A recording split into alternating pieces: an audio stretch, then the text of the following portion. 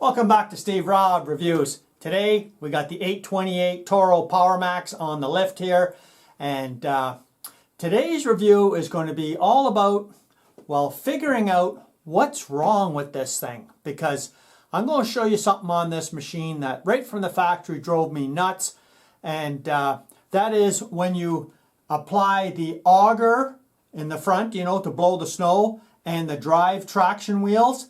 Well, you could let go of the auger and use your right hand to adjust the chute direction.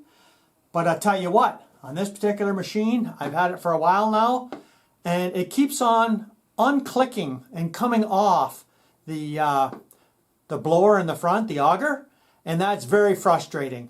At first I thought, well, it must be like a safety mechanism or something. So it's usually when you go over top a little bit of a bump, it disengages. Now you got to put it down again and start all over. So it's constantly, you're blowing snow, trying to adjust the chute, and it disconnects the auger and you stop blowing snow. So I took it out of storage. This is the perfect month to do this, right? Took it out of storage, and we're going to take a look and see what's going wrong with this and can we fix it.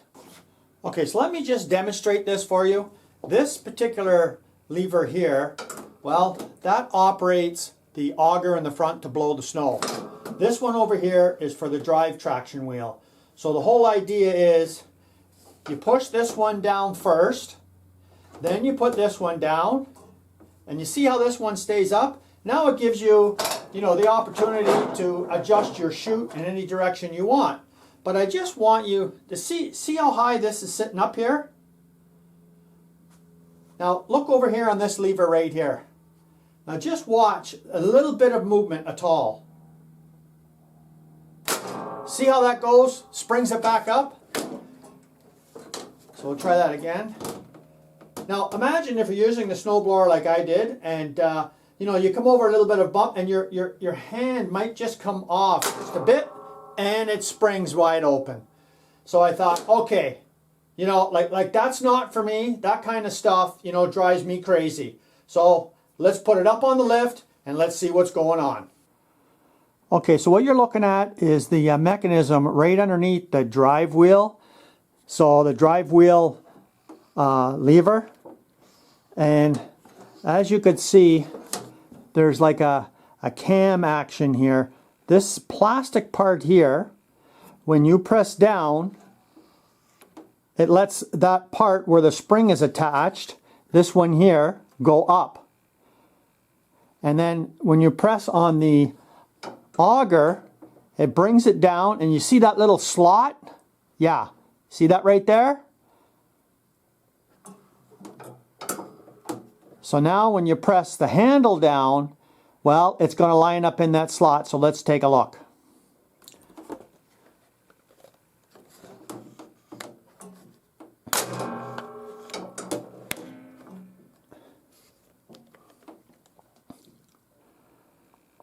So there it is, it's sitting right on the edge there. But we're going to take a better look at that, because you know what? We'll see if I can get a closer shot on this, because that's not really holding on by much. You could see the lip there is about 1/8 of an inch. Well, it's just barely holding on to the edge. Let's take a closer shot of that. So that's as good of a zoom in shot as I could give you right there. And not only is it not on all the way to the upper part, see, it's supposed to be higher right up to the top, but it's kind of slanted a bit too. So I'm thinking, okay, so the resolve here has to be, well, if we just take a look at this little cam here, it's like a plastic. See, it's right down to the end here.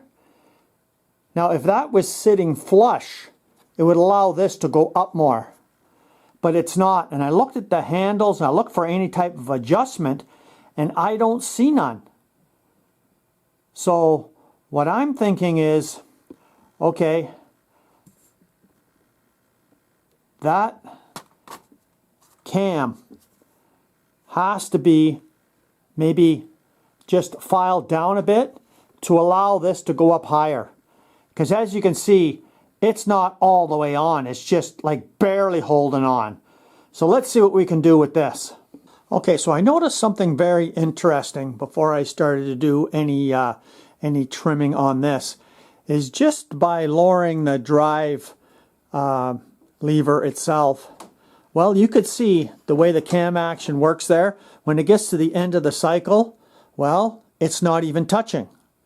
So this keeps it from engaging in that slot, right?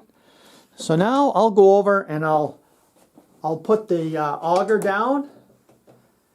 Now you could see it does touch. So there is room there. Now if I could just show you how much little this needs to pop off, and you'll hear it pop off.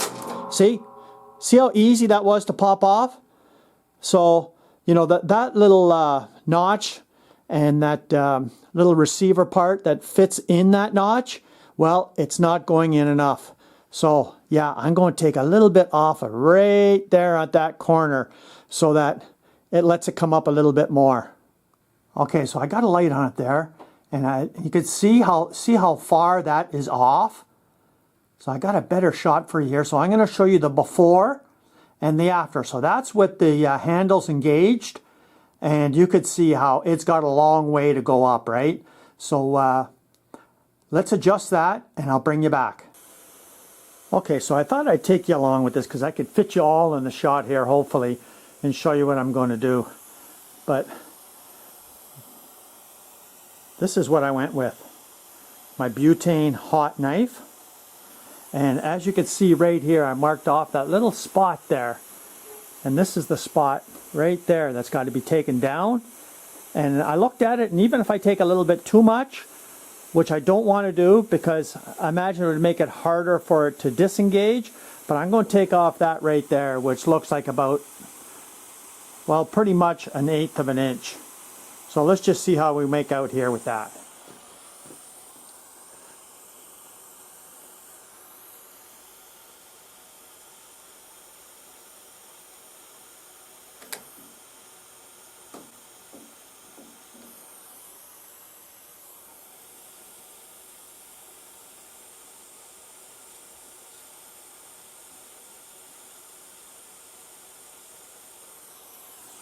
Okay, so let's just try that.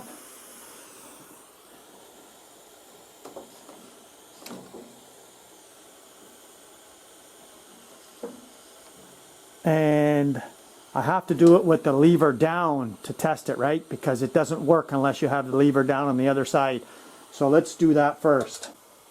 So here's the impeller, and here's that one. So is that down far enough? Kind of still touching as far as I could see. It's just touching a bit, so let's just take a little bit more off. Now I guess you could use like a little rotary tool to get in there. I mean, this is only plastic, right? I mean, I could just shave a bit off of here at a time, no problem.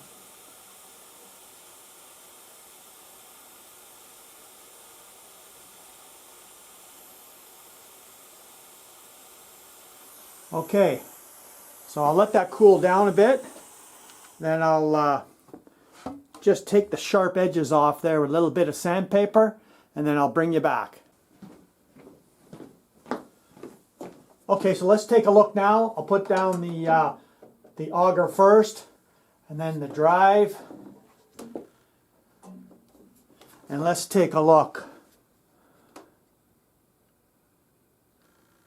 Okay, you could see when I go right to the top there, yeah, it's free now.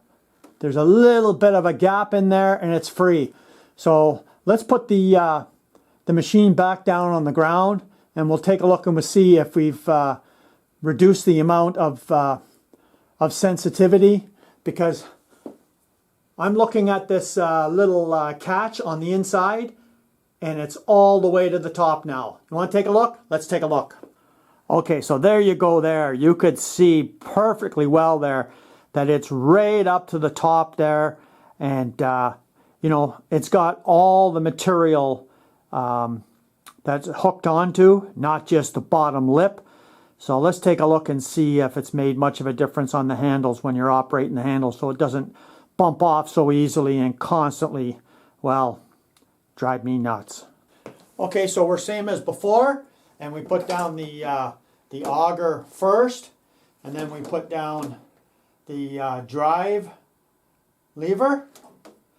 And so what we got to do is watch for here, because that's got all the meat on the on that little cog that's caught on there really good now. So let's see how sensitive it is. Wow, it would have gone by now. Is that a huge improvement? Let's see how high we got to go before it'll disengage the auger. There you go, right there. So that is a huge improvement, because I'd never have my hand this far off, right? And before, you just go over a little bit of a bump and your hand would just go just a tiny fraction off and it would disengage. I'm saying that is a success. Well, thanks for joining me here today. I'm glad that that particular part was not a cast metal part, because you'd be in there a little while filing a bit at a time. I would have broken out my Dremel, so you could use a Dremel on this. But I find the butane hot knife works great for a situation like that. So if you've got one of these Toros with the same handle, you know, configuration, and it's constantly popping off, well, this may be a good result for you. Very easy fix. You could see, didn't take much to fix it, and now it holds on there real good. So thanks for joining me here today. Come back again. If you haven't seen this channel before, you're welcome to subscribe and see some more interesting things that I do every week. Cheers.